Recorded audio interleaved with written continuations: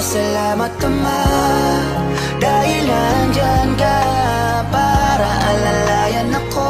Kaya salamat Ama, dahil di hinayaang maligo ang landas ko.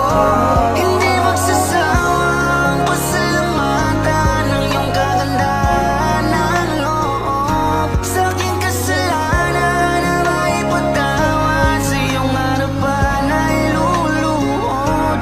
Ama, salamat po. Ama, salamat po kahit bihira lang lumalapit, ay di mo hinahayaang matanggal sa iyo ang kapit ng aking mga palad.